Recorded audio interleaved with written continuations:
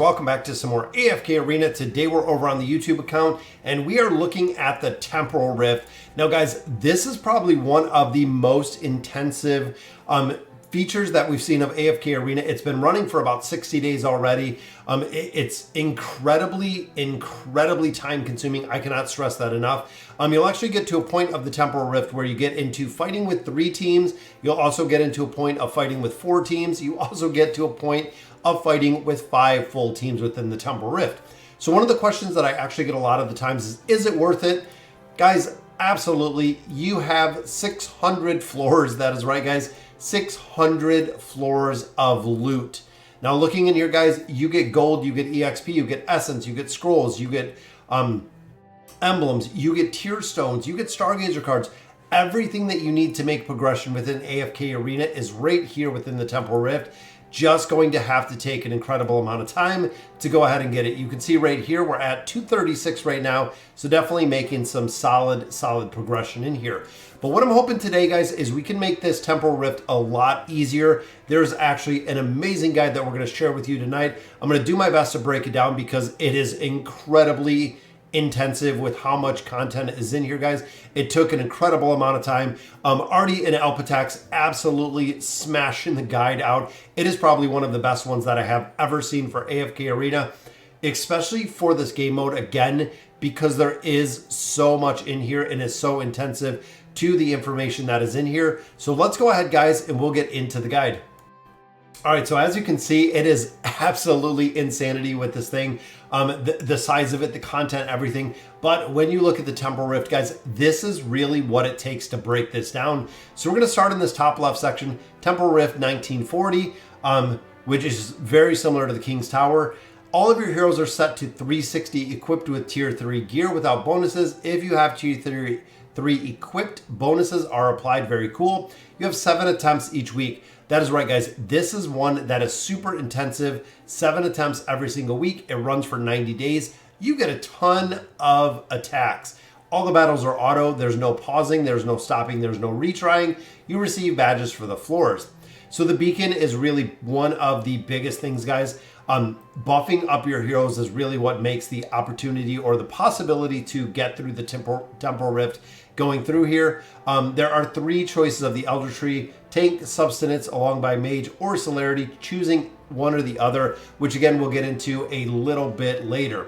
I suggest, he suggests going supporting Tenacity, Tank's Fortitude, and either Mage or Might, or Mage or Ranger, which are 2 really the best ones here. Now top beacons, guys.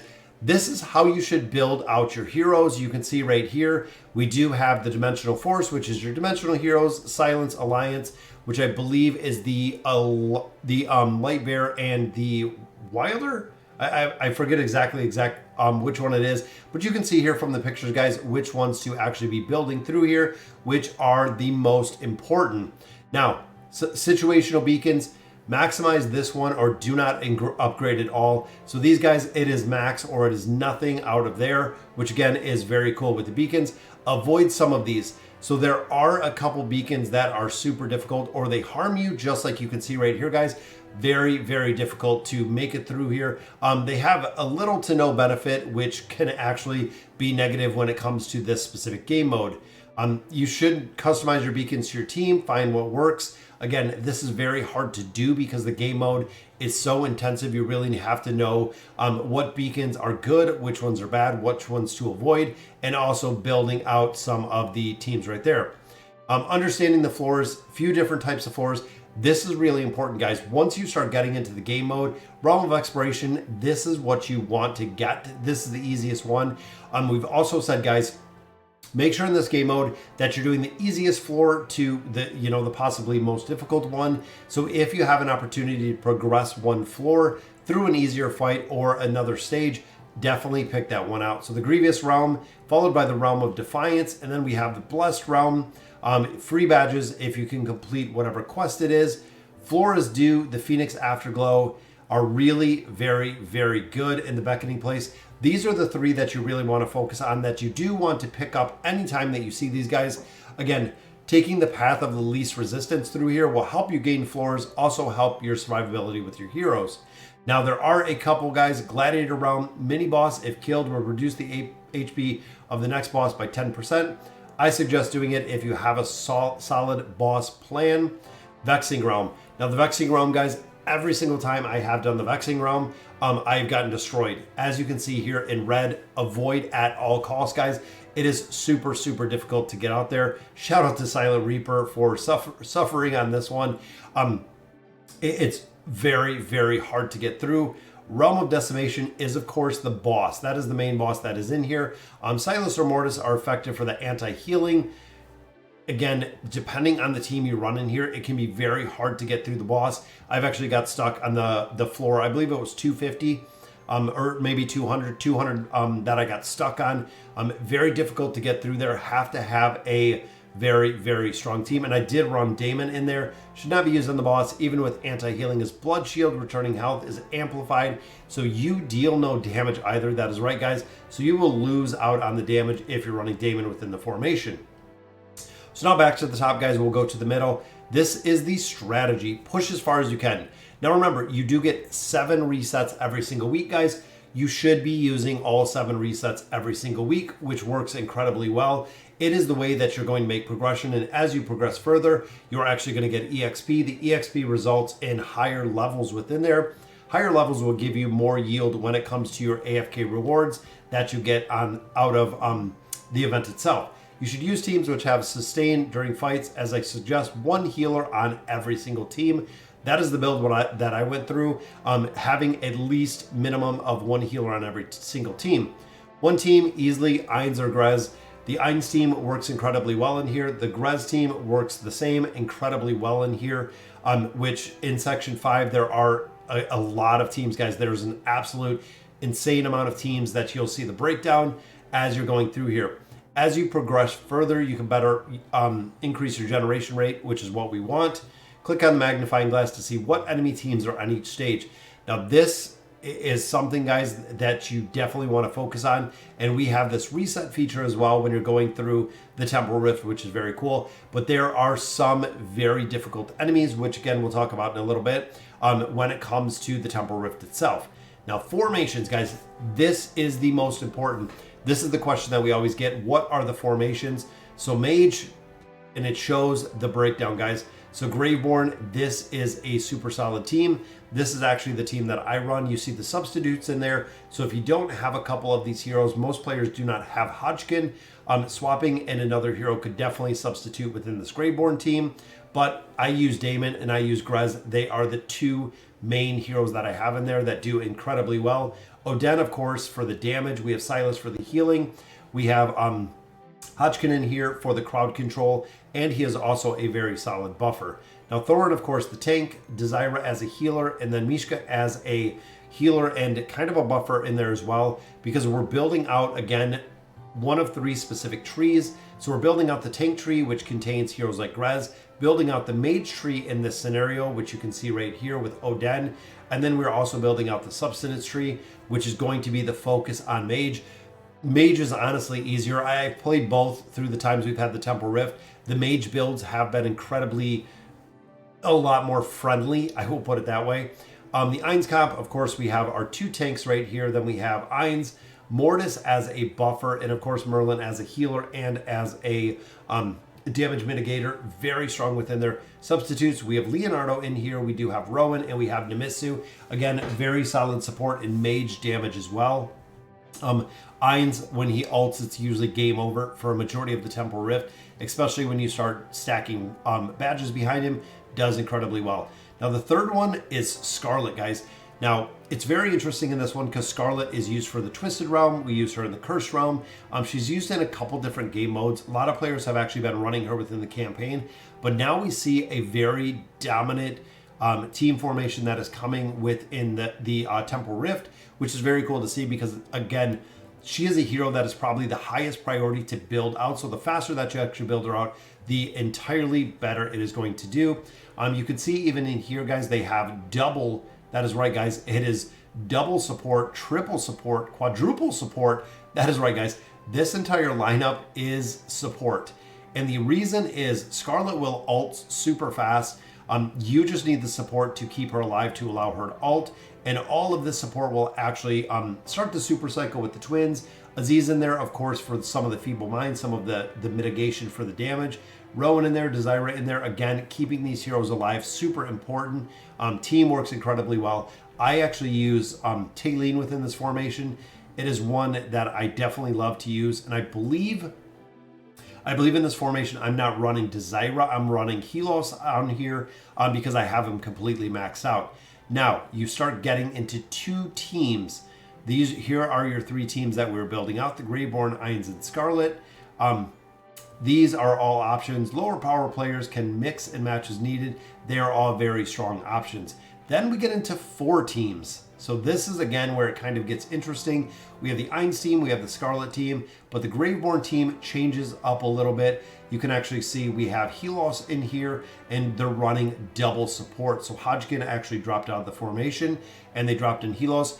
Not only is he going to provide shielding, but he also is going to provide a energy when you got that plus 60 engraving on him. Super, super strong when you have him built out.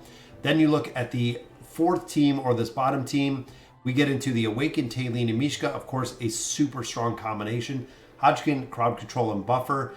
Scrag down here, and then we do have a star, Little Peanut, as a damage mitigation, and also a very, very strong damage dealer.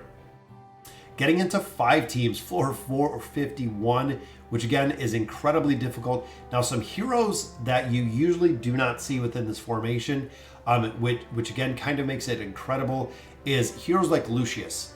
Now, Lucius is a hero that is not really used that much outside of Lightbearer Tower, but in here in the game mode, he can do incredibly well because you're stacking badges behind him. He has shielding, he has healing, very strong within some of these game modes. Some of the other ones down here, guys, Oku, again, a lot of players probably do not have Oku built, but you can see with Flora, again, interesting combination in here. We see Mizoth in here, we see Orthos in here, we see Scrag, we see even the Awakened Aziz, guys. That is right. When you start putting beacons behind these heroes, when you start putting badges on these heroes, their damage can go through the roof. Survivability the same, can go absolutely through the roof because of what you're building. Think of Abyssal Expedition, think of the hunting fields. When you start building up relics, it works incredibly well with these heroes as well. But going through here, you can really pick and choose what team you're looking at based on the heroes that you have. That is one of the reasons that I love this guide, is if I don't have a team like right here, if I don't have Mizoth built, which I do not, I can actually look at a couple different formations and see which one is best going to suit my team. Now, unlisted, heroes not listed who may be effective, just kind of a general list down here. We don't see any of these not listed Oden, of course, will be pretty effective. We use them in a couple different formations. The rest of these heroes we're really not seeing run that very much, especially from players. I believe the leaderboard is almost floor 800 at this point, which is absolutely incredible. Now, second part we get into is celerity. So in the beginning, if you chose tank and you chose substance and you went celerity instead of going out to the mage tree, it is a whole entire different lineup. You can see we have Lucretia in the formation with our same support.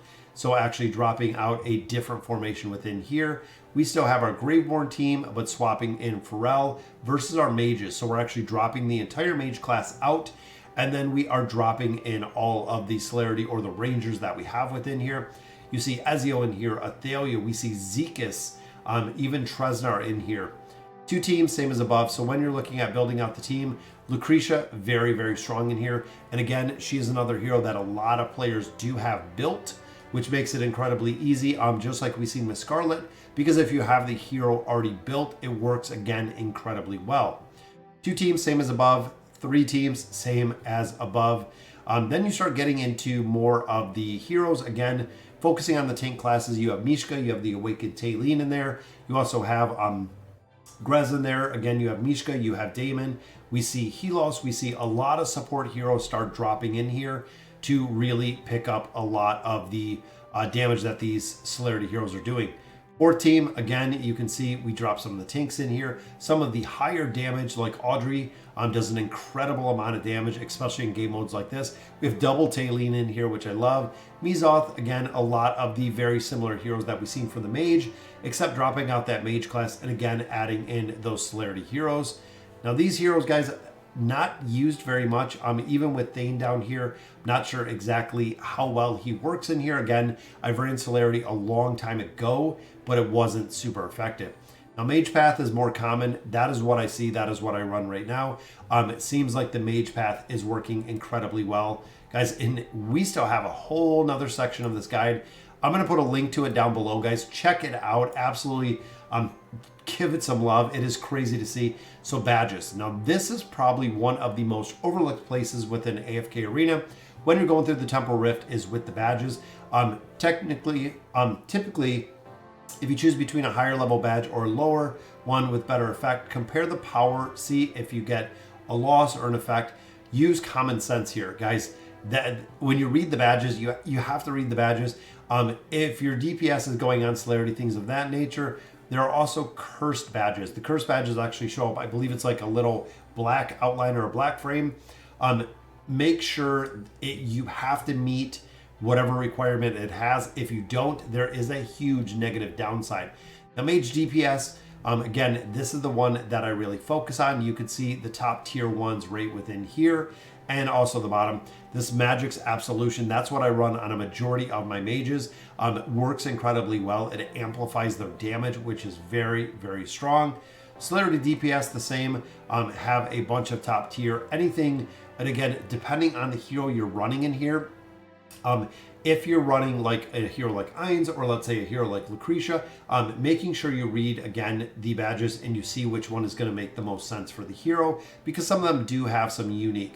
Now, Fortitude Tank, again, this is really reading them, because I believe Iron Will is a damage mitigation, where Master of All is for like summoned units. There's a couple different caveats to some of these that you definitely, again, want to pay attention to on the formations you're running, and also the heroes that are going to be running those. And here, top tier, Warrior's Creed and the Cape of Inspiration, Call to Action, and the Curse Breaker. Bookmark this page, guys. Absolutely bookmark the guide so you can refer to this. I've actually, since it's came out, it's been probably about 10 or 12 hours. I bookmarked this because I ran through, I did a bunch of changes to my Temporal Rift teams.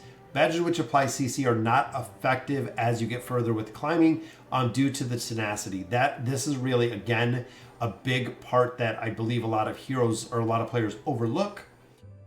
Heroes that rely on CC, Zafriel, Awaken Disease, may want insight on their badges or way to reduce the tenacity. As you continue through here, you'll see that the crowd control is pretty ineffective. It's more about just doing the raw damage with the survivability, because the crowd control will drop off again because of that tenacity. Grez specifically, I found that Master of All underperforms on him. I suggest protecting light and then using the Master of All on Hodgkin. So again, a little bit of pro tips here from players that are really far within the Rift. Now, miscellaneous tips and tricks. Enemies grow stronger. Furniture items, signature items, furniture, and engraving over time. Extremely high levels of tenacity, making CC incredibly unreliable. That is the reason why you really want to focus on building out your heroes. Again, their survivability and the damage are the two real focuses as you continue further. If you're unconfident in pushing the abilities beyond a boss, stop 4 levels in front of the boss exit. When you start, you'll start at a floor is due, which is pretty cool, which will give you the energy well to actually a little tip and trick right there. Be tenacious. That is right, guys. Learn how the team matchups work. There are, again, a couple heroes right here that are devastating, guys. Nara and Athalia. Out of those two, Athalia is absolutely difficult to deal with. Every single time that you fight her, you have to make sure you have damage mitigation, and also make sure that the formation is built where Nara is going to probably hit a tank most reliably, not a hero that she is going to one-shot or absolutely crush. Remember, guys, this game mode is automatic, so it is just going to run through it. Zolrath, of course, does an incredible amount of damage, plus the reset. Maro, crowd control. Thorin, the retaliation ability. If you're stacking all of these badges on a target, and you're team is doing an incredible amount of damage on Thorin. You can get Thorin cheese actually right back in the face. And then like a Mishka, with the energy and everything else that this combination has, it is super, super tough to get through this combination. You have to have enough damage to burn them down while still maintaining the survivability, because Leica will bring up the debuff and then Mishka will further debuff, allowing you to actually lose your team really quick. When attempting rewind on stage, you've completed all the battles. Do not claim the badge and instead tap away. Otherwise, you'll be forced to go into the next level without the rewind. Make sure, guys, if you are rewinding, what took so long for the new guys, I love that they put this in there. Burned out, work, college, life, guys. That's really it. Again, I love covering the guides on here because there's not that many content creators that still create it, especially at this caliber, guys. This is absolutely 10 out of 10 for the guide. So much time and effort goes into this. I've tried doing it before. I've tried building the visual guides. I cannot do it. That is why I give so many big props for the content creators out there that do these guides. What should I do if I'm new and I'm stuck in the first few floors? Push. That is it, guys. 7 times a week, push as far as you can. Even if you make 2, 3, 4 floors, if you get up to a certain amount, every single floor is giving you more EXP. More EXP is going to result in more AFK rewards. What awakened hero should I go for? Single awakened disease. And a lot of players have even been using one single awakened disease at legendary in chapter 40 plus, just for that initial CC to really counter a very strong hero. Save resources. This is what I have told more players than anything. With 3 more factions to go, 3 more awakened heroes to come. Save your resources, especially if you only have the enough resources to essentially get them to legendary plus, maybe even up to mythic. It's still a long ways to build the heroes, and if you don't build them out, guys, you're missing out on a lot of their abilities, which is the reason I would really save the resources. Once you get about, I would say, 500 to 600 cards, that is honestly what it will probably cost to take a hero up to Ascended. Again, roughly speaking, you might get them up to Mythic Plus, you might get them a little bit higher depending on RNG, but 500 to 600, most players have run 600 time emblems to get a hero up to Ascended. Which new hero is worth investing? Scarlet. You can see it there, guys. Red caps, absolutely. She has been the absolute boss killer. Twisted Realm, Cursed Realm, Lightbearer Tower, even in the campaign, and now the Temporal Rift, the Abyssal Expedition, the Hunting Fields. Her damage is unreal. For them to come out with a Lightbearer like her, guys, it is absolutely crazy. Build her out. She is absolutely crazy when it comes to damage. So Temporal Rift, extremely frustrating. That is right, guys. That is my biggest thought. Guys, it again is one of the absolute biggest time sinks that I've seen within AFK Arena. I don't even spend as much time on the Abyssal Expedition than what I do going through this Temporal Rift, because the Temporal Rift is kind of non-stop. If you go up 3, let's say right now I'm on 3 fights. If I do 15 floors, that's right, guys, that's 45 fights that I have to go through, paying attention to the buffs, the debuffs, the floors that I'm on, also what enemies that I'm fighting, what badges I'm putting on heroes. Again, it is incredibly intensive. That's why if you're a lazy player, this event you're not going to do well in. It takes a lot of time and a lot of effort. And guys, already in Alpatex, wanted to give them again a big shout out for the content creation out here, guys. These guides do take, 1, an incredible amount of time. 2, it is a lot of effort and a lot of data. Look at this thing in its entirety, guys. It is absolute insanity how much time and effort goes into this. Even the visuals, I mean, to map them out, to place them where they need to go, everything of that nature. This is incredible. Again, I will leave a link down to the guide below. Make sure you bookmark it. You have to follow this, guys, if you really want to push the Temporal Rift and make it incredibly easy to go through there, or a lot easier to go through there. Definitely go ahead and bookmark this guide. So guys, that'll do it for today's video. Again, big shout out to Artie and Alpatex. Check out the guide over on Reddit. And as always, thank you guys for watching.